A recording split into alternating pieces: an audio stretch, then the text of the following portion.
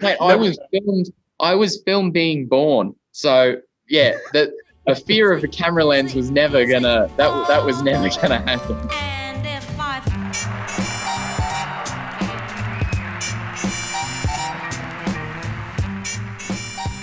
Who have you got there? Is that I seen No, this something is. furry next to you? Oh, hello. Well, Oh, so cute. Oh yes. my goodness. What's her or his name? His name is Mingus. Mingus. Oh, you're gorgeous.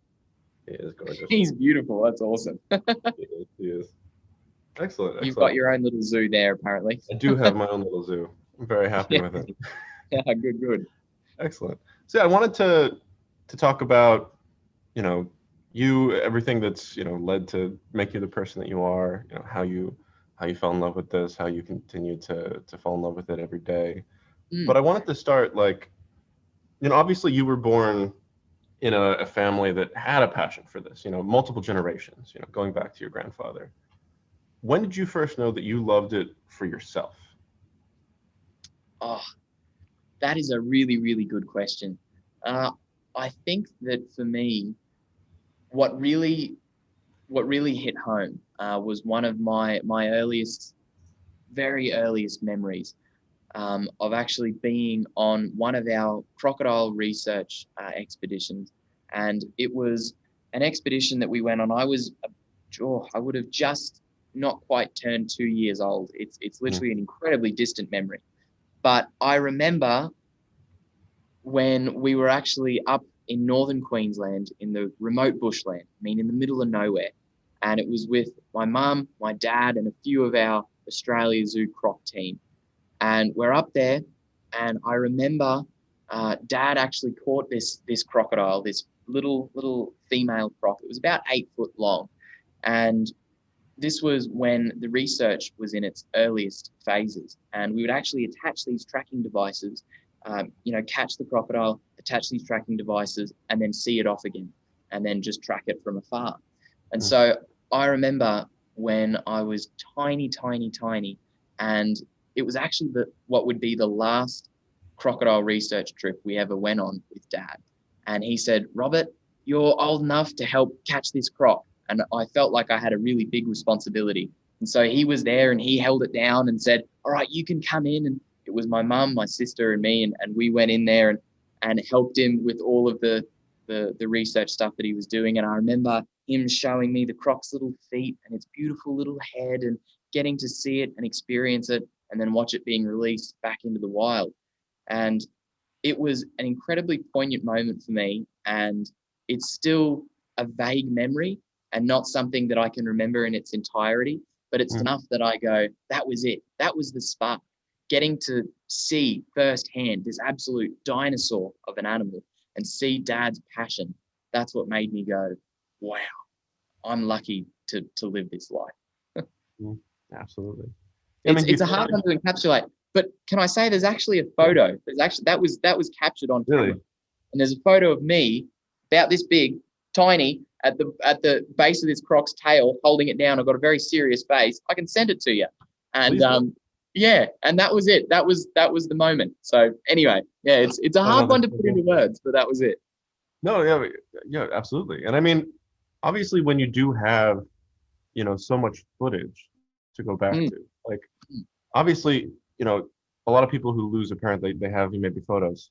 You have, thousands of hours of footage of, yeah.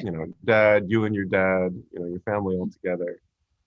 Mm. Is that, how do you interact with that old footage? How much do you watch that stuff? Is that something that All the you time. watch all the time? Yeah. All the time, yeah. Especially when I was younger, I remember actually every day, every morning before school. This was when I was really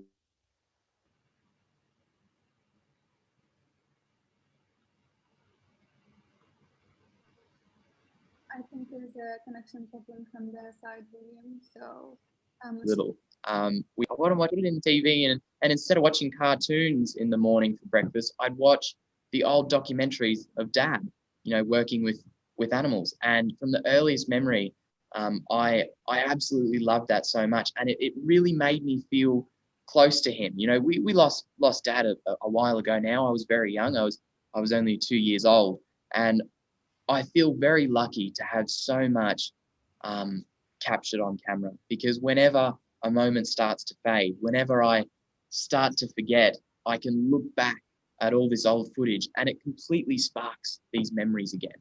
And I'll go, I remember that moment. I remember when we were there. And I feel very lucky. As you said, you know, so many people, they might only have a few photos, maybe a couple of home movies, but I've got literally my entire life on camera, and those early years with dad, that's something I cherish more than anything. So yeah, I feel very, very lucky in that respect. And I actually still learn from dad watching these old documentaries. I love working with crocodiles. They're my favorite animals, if you couldn't tell already. And he had such an amazing affinity with all animals, but particularly crocs.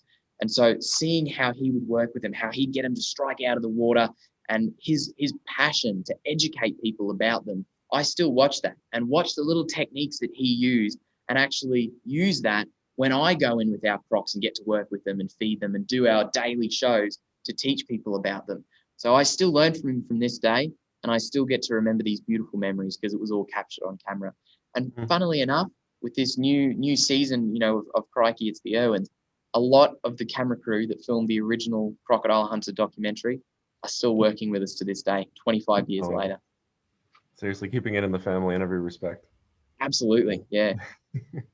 I mean, now that you're approaching adulthood, I mean, what are the things that you notice about that footage that you didn't before? Like, how does it hit differently than it did when you were a kid?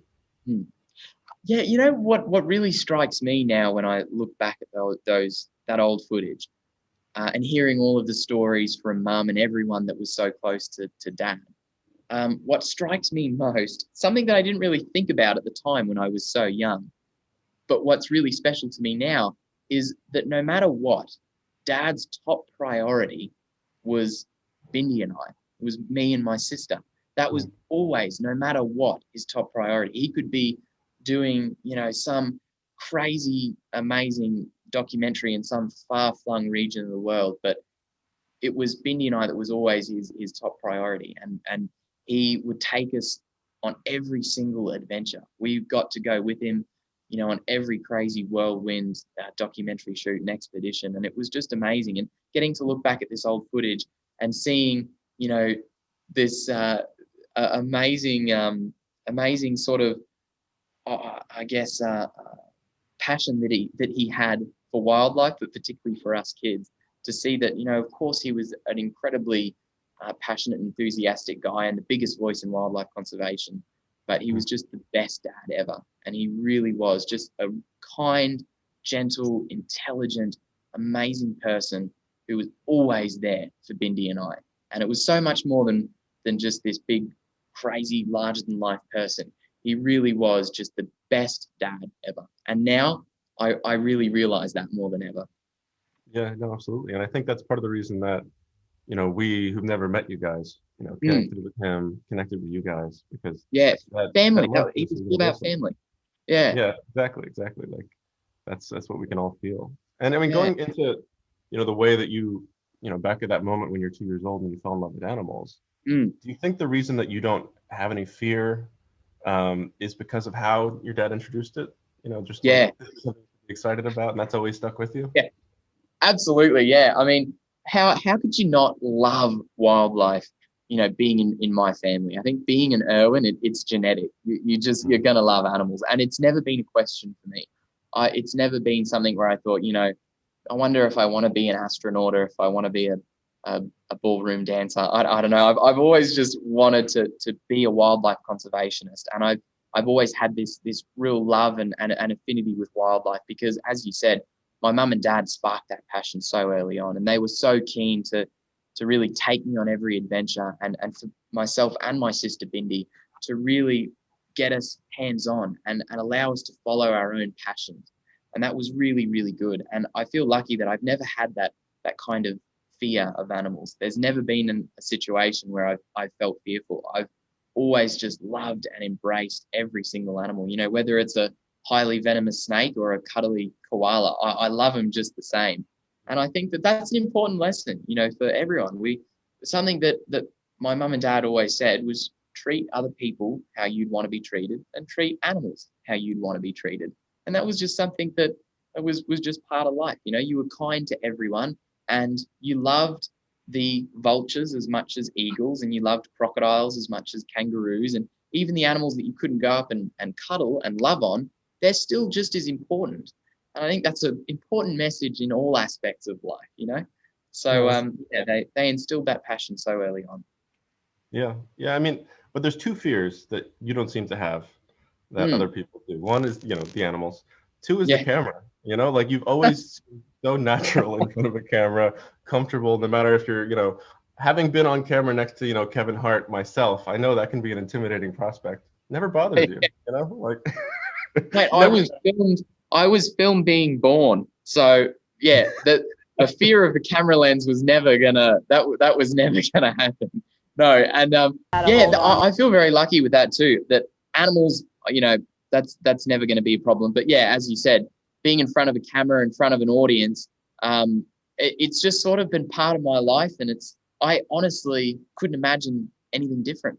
And when we get to work with the team at Animal Planet, with the shows that we do, it really is like a family atmosphere. And as I said, a lot of these cameramen have and women have been with us from the beginning, and they just kind of feel like one of my mates, one of the extended family. And so I feel very, very comfortable, and I'm glad that I don't have that fear of public speaking. And now as I've gotten older, not only do I feel comfortable in front of a camera, but I also feel like, there's a really big opportunity. I feel so lucky that I have this platform, and I kind of feel a responsibility to use it for good. So many people and young people might get into the public eye for whatever reason. But it's so important that you don't throw that away, that you realize that there's an opportunity to make a difference and to make a positive change. And so for me, I want to use that platform to shine a light on the important issues, to spread a message of wildlife and conservation, teach people about climate change, about habitat destruction, these really important topics, but also share with people that message of positivity. And that was something Dad was good about. On camera, he didn't just want to show you the horrible effects of whaling. He wanted to show you whales in the wild and how beautiful they are. This is what we're fighting for, that type of thing.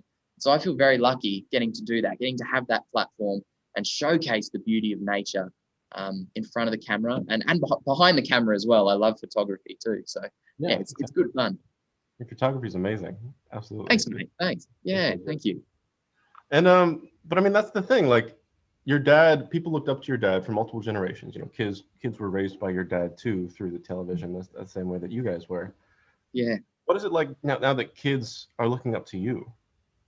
I mean, obviously you take this responsibility seriously, but is that something that threw you when all of a sudden kids are looking to you for this sort of advice and this guidance? Yeah. It's incredibly humbling. It really is. It's hard to describe how much that means to me. And I feel very lucky that I get to sort of be a role model for other young kids. And for me, I've actually gotten to meet a few people in my life, especially, young boys who have said, when I grow up, I want to be like you.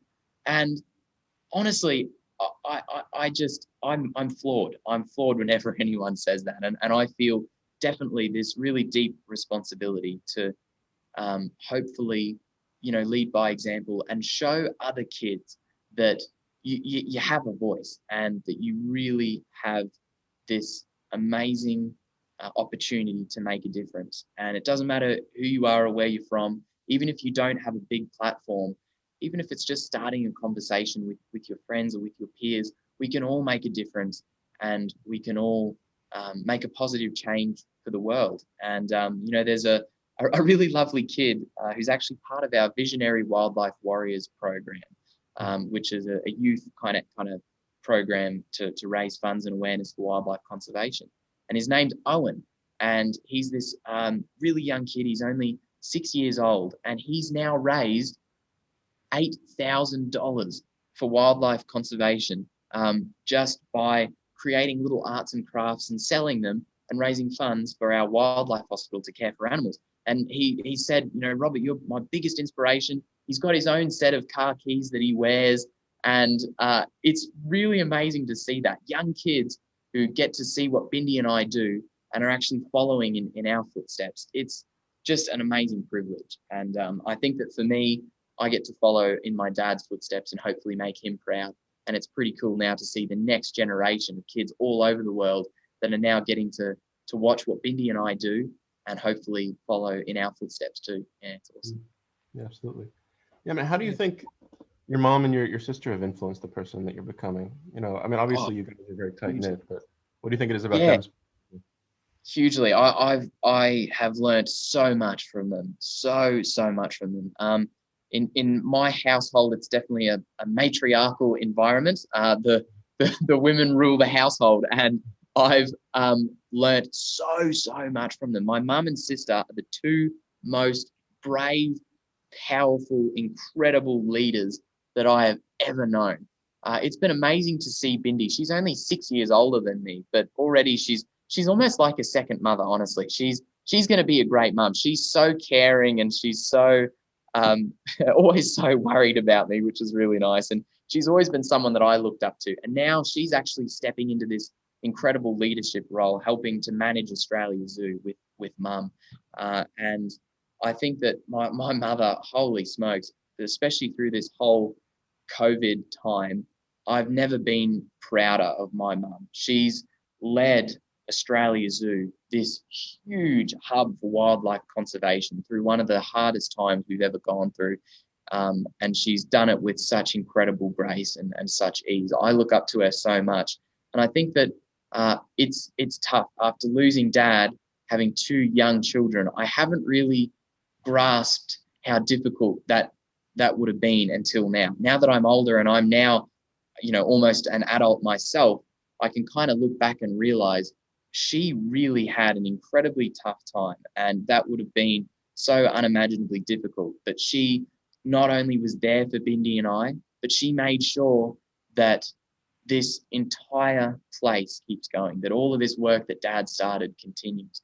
I couldn't imagine how proud Dad would be of her, and now of my sister, because she's about to be a mum herself. So it seems like a pretty cool new chapter. And I constantly learn from them. They're my biggest inspirations. Yeah, absolutely. I mean, you were such a young age, but the second that we lost your father, it was so clear that your family took this this mission so seriously, and took his mission so seriously, and keeping it present in the world, present in people's minds, and I'm sure instilling that in you as well, like never letting you forget. Yeah, absolutely. And the thing is that my mum's been really, really encouraging of for Bindi and myself to really find our own way and our own passions. And for me, I've actually sort of found my own way of continuing this conservation mission, not only through the documentaries and things that we do. I want to have an even bigger platform, reach a bigger audience, and encourage people to help change the world. But I also love photography, and that's sort of been my personal way of continuing my family's message and mission. And so, yeah, that's been really nice. Mum's always said, you follow your own passions, and she's always been so supportive of my photography. And I found that to be a great tool for conservation. And so, yeah, it's nice. I get to continue Dad's legacy and do it in my own way. Well, I mean, what was it about photography that you really connected with most? Yeah. Well, when I've been into photography since I was about 6 years old. And when I first got into it, being a little 6-7-year-old, I'd basically take photos of everything, and whether it was a tree or a door or just some inanimate object, I just liked, taking little happy snaps. But as I got older, I actually really started to realize the kind of artistic side of photography and how much you can really express your own viewpoint and your own perspective through images. And it really is an art form. And now I've really seen how it can go a long way for wildlife conservation by actually shining a light on these issues. Whether it's going to Africa and capturing, rhinos out in the wild, or showing the incredible anti-poaching efforts that are being done over there. Whether it's capturing the horrific scenes that we saw here in our bushfire crisis here in Australia and sharing that with people. Being able to capture these really important and poignant images and sharing them with everyone, it's a really great way to tell a story, because a good photo, it tells 1,000 words. And so I feel like, yeah, it's a great way of sharing the natural world with people and also shining a light on these important issues. So I love it. And it's my biggest passion ever now. Yeah, it's amazing. Yeah, and speaking of bushfires, like I'm wearing a charity shirt I had of the Simpsons. Oh, how good's that? That's awesome. I like it. I like it. That's good. All the funds that went to taking care of that. But I'm sure you guys did so much to take care of those animals during that time. Yeah, it was a crazy time. I mean, it felt like it was an apocalypse, honestly. It was just devastating. So yeah, here at our Australia Zoo Wildlife Hospital, we've now seen over 100,000 animals that have been taken in over the years, and we actually saw a big spike in numbers from the bushfires and directly after them as well. We saw so many animals displaced and in need of care from the fires themselves, but then also there's this huge knock-on effect where now throughout so many regions of Australia, millions upon millions upon millions of acres of habitat have been destroyed. And so animals are now sort of being pushed out into more urban environments. And that human-animal conflict is greater than ever. The trauma season that we usually see with koalas maybe getting hit by cars, or, it might be isolated into smaller pockets of bushland. We're seeing more disease spread. That trauma season is no longer a season. It's just year round. We're getting so many animals in that we're taking care of. And a lot of that is from bushfires and from climate change itself. But we also, in the height of the bushfires, we sent down teams to a place called Kangaroo Island down in South Australia, which was one of the hardest hit regions. I actually visited there myself as well, just after the blazes had gone through. And it was really devastating. It was honestly like a war zone. The army were down there just trying to clean up and rebuild. And animals were so horrifically affected. And so we were down there lending our aid, and our incredible vet team were there helping animals to treat their wounds, to get them back out into the wild, because there was a wildlife park down there that got in 600 injured koalas over the space of a few days. People were bringing in trailer loads, and they'd literally have the back of their car filled with injured koalas piled on top of each other, and they just dumped them as they escaped the fires, just not knowing what to do. And so we went down there and just were treating koalas, hell west and crooked. It was just a crazy time. But it really reminds us of our responsibility and our, the need for a wider conversation about climate change. Now is the time to start talking about it, because the longer we go on not understanding the issues from climate change, the more these catastrophic effects are going to happen. We really need to start to address and mitigate our impact on the environment. Yeah, absolutely. And I mean, obviously, going back to your father, all of that was so present in his mind, even at a time when it wasn't necessarily in everyone else's. When you're going through, a hard situation like that, are you asking your dad advice in your head? Is he constantly present in your mind, and his mission constantly present in your mind? Yeah, I think my dad's sort of present in every single thing that we do, really every day. There's not a day goes by that I think about him and think about what he would do in a scenario, and I think when the bushfires came through, I couldn't have even imagined how emotional he would have been. He was a very emotional person, and he would have just been beyond devastated. It was pretty horrific to be there and to see what happened.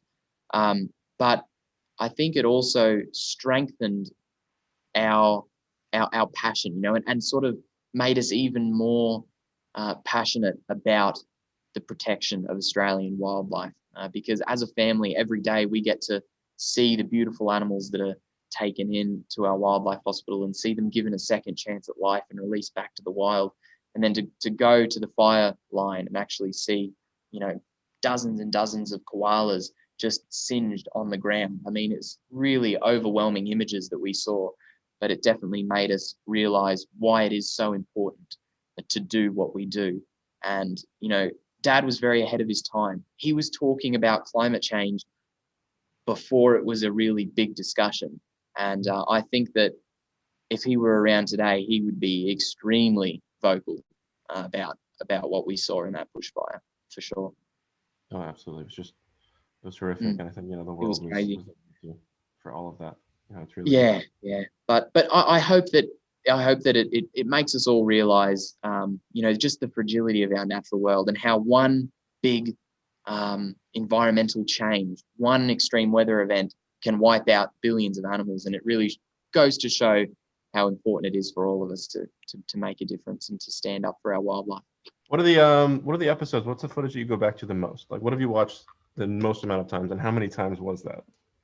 Oh, man, that's a really good question. I don't know. What do I go back on the most? Oh,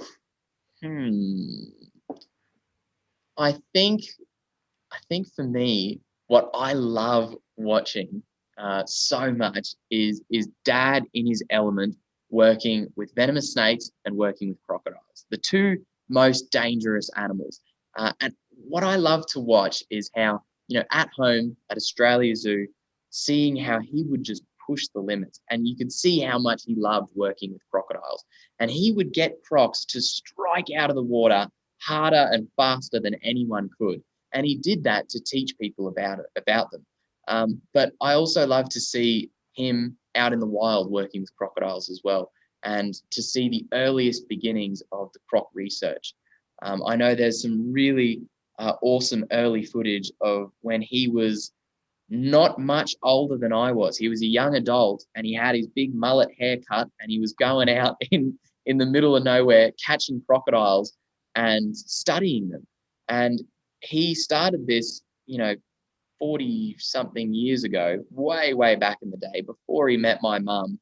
And to see that early footage and what a pioneer he was, that is just so inspiring to me. He completely pioneered a new age in wildlife conservation. So to see him working with dangerous animals in his element, that's what I always end up going back to. Because for me now, I'm starting to do a lot more with Australia Zoo and with the wildlife we work with. And I love working with crocodiles more than anything else. And so I love going back and actually watching that footage. And I'll then use that when I'm in with a croc. I'll go, okay, I noticed that what Dad did is he waited until the croc popped its eyes just above the surface, and that's when he'd go in and get that strike. All these little details that I'd watch him do, and his body language with crocs to really get them going was really cool. Because at Australia Zoo, every day we do this. We go in with our crocs, we get them to strike, we get them to exhibit this wild behavior of trying to kill us. We do that for the health of the crocs. They have a great time, but also to educate people, to showcase crocs in their full glory. He built the Crocoseum, this massive 5,000-seat auditorium that's full every single day, where crocs come out and basically try and kill us and chase us around, and give people this amazing new appreciation and understanding of just how amazing these animals are. So he made crocodiles cool, and I hope that I can do the same thing. I hope in every aspect of my life that I can make him proud and make sure that his message never dies. And I think that now, getting to work with Animal Planet and Discovery, I really want to, I want to do more in the documentary space. I want to have an even bigger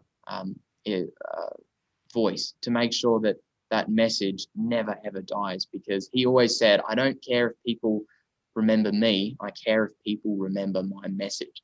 And I want to make sure that continues forever. Oh, absolutely. And just as we're signing off, I just wanted to say, it's been, just such an honor to speak to you, to watch you grow Thanks up, so much.